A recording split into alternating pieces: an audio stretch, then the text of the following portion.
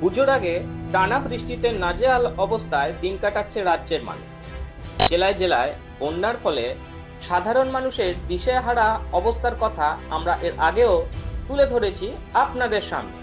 এদিকে দক্ষিণ দিনাজপুরে পুনর্ভবা নদীর জল বাড়ায় ভেঙে পড়েছে বাঁধ, প্লাবিত হয়েছে বিস্তীর্ণ এলাকা। গঙ্গারামপুর ব্লকের নন্দনপুর পঞ্চায়েত সহ তপন ব্লকের রামপাড়া চেঁচড়া গ্রাম পঞ্চায়েতের বিস্তীর্ণ এলাকা এখন জলমগ্ন।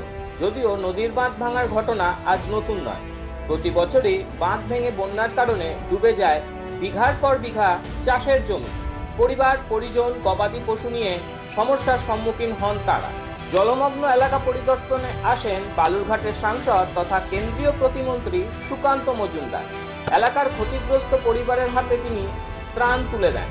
ভেঙে যাওয়া বাঁধ পরিদর্শনের পাশাপাশি সুকান্তবাবু এদিন কথা বলেন স্থানীয় পঞ্চায়েত সদস্য এবং সেচ দপ্তরের আধিকারিকদের সাথেও। বাঁধ মেরামতির কাজ শুরু করা সহ ক্ষতিগ্রস্ত পরিবারদের হাতে ক্ষতিপূরণ তুলে দেওয়ার আশ্বাস দিয়ে তিনি বলেন, ফসলের ক্ষতি হয়েছে, ক্ষতিপূরণ দাবি করবেন কি? অবশ্যই ক্ষতিপূরণ দিতে হবে। কালকে ডিএম এসেছিল, আমি শুনেছি।